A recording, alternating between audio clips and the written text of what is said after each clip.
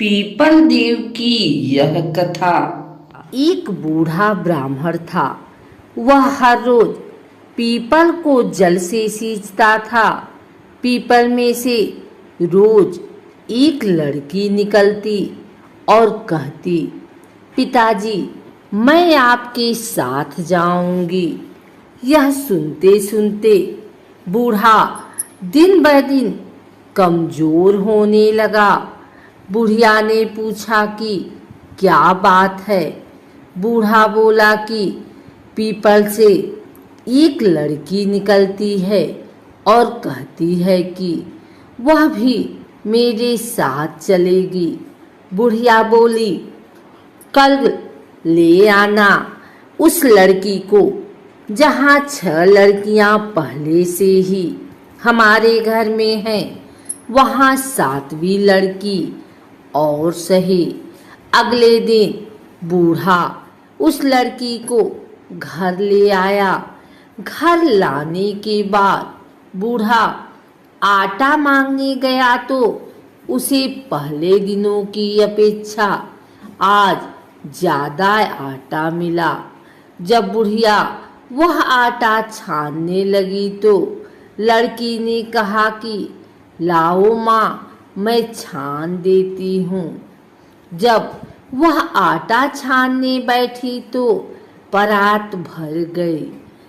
उसके बाद माँ खाना बनाने जाने लगी तो लड़की बोली कि आज रसोई मैं बनाऊंगी।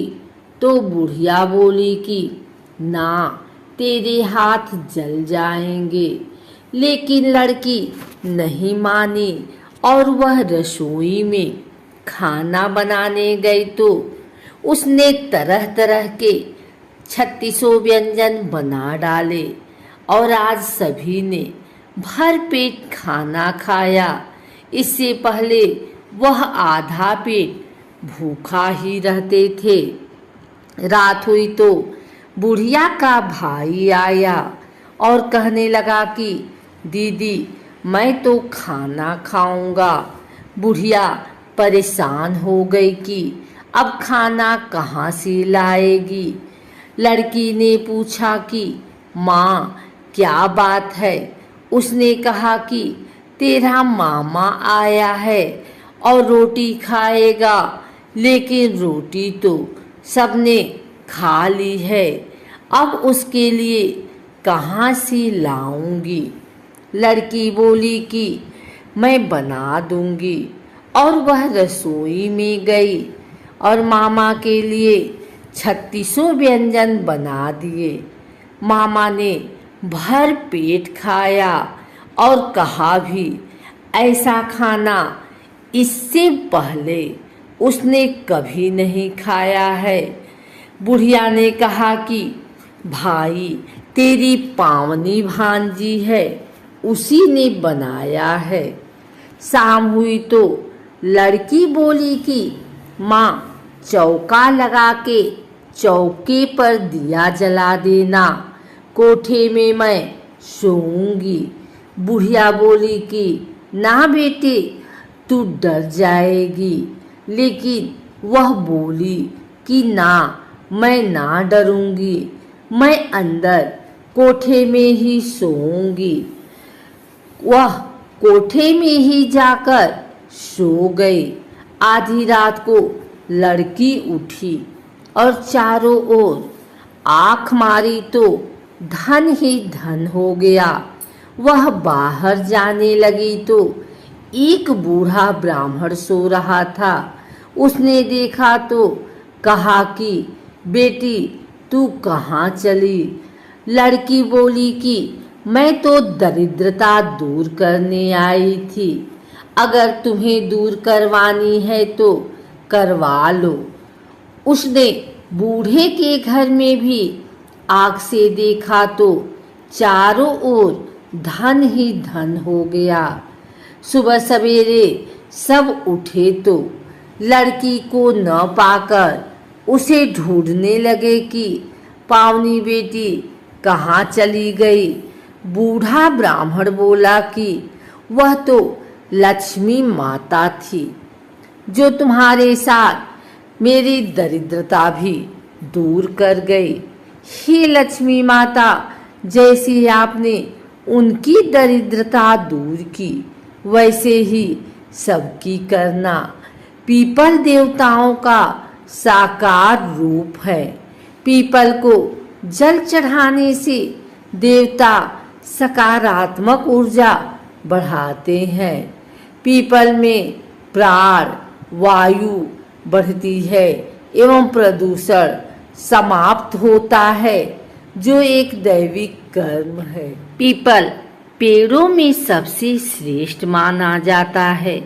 यहाँ तक कि भगवान श्री कृष्ण ने गीता में सभी वृक्षों में अपने आप को पीपल का वृक्ष बताया है। साक्षात भगवान विष्णु अथवा भगवान कृष्ण का ही स्वरूप है।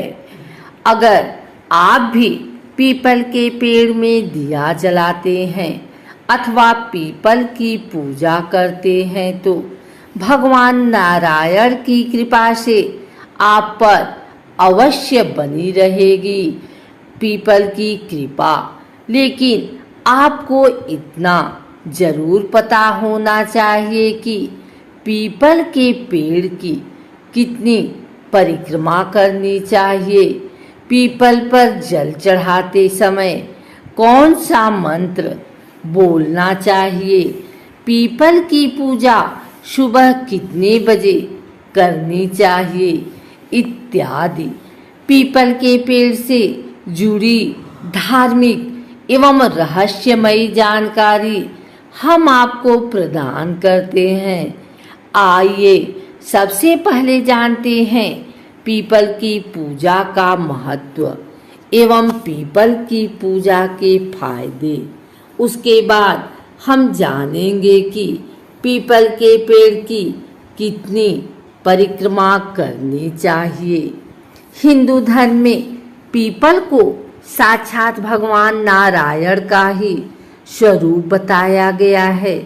पीपल की पूजा करने का प्राचीन काल से विशिष्ट महत्व रहा है। पीपल की पूजा करने मात्र से भगवान नारायण एवं महालक्ष्मी की पूजा की जाती है। अक्सर लोग अमावस्या एवं पूर्णिमा के दिन पीपल की पूजा करते हैं। पीपल ही एक ऐसा अद्वितीय वृक्ष है जिसके नीचे गौतम बुद्ध से लेकर के विभिन्न ऋषि मुनियों ने अखंड ज्ञान प्राप्त किया है। पीपल के वृक्ष को देखकर हैरान होते हैं, क्योंकि पीपल का ही एकमात्र ऐसा वृक्ष है जो 24 घंटे ऑक्सीजन छोड़ता है। आइए जानते हैं पीपल की पूजा के फायदे। पीपल भगवान नारायण का स्वरूप है। पीपल में ही माँ लक्ष्मी का भी वास माना जाता है। पीपल के पेड़ में जल चढ़ाने के लिए विशेष बात का ध्यान रखना चाहिए कि सूर्योदय से पहले पीपल के पेड़ में कभी भी जल न चढ़ाएं। सूर्योदय से पहले पीपल का पेड़ देखना भी नहीं चाहिए और ना ही पीपल के पेड़ के पास जाना चाहिए। जब सूरज उग जाता है उसके बाद ही पीपल के पेड़ में जल चढ़ाना चाहिए। ऐसा शास्त्रों में उल्लेख पाया जाता है। सूर्योदय से पहले पीपल के पेड़ के पास जाने से अथवा पीपल के पेड़ की पूजा करने से, पीपल के पेड़ में जल चढ़ाने से, पीपल के पेड़ की परिक्रमा करने से घर में दारिद्र्य आता है। अतः सूर्योदय के बाद ही पीपल के पेड़ में जल चढ़ाना चाहिए।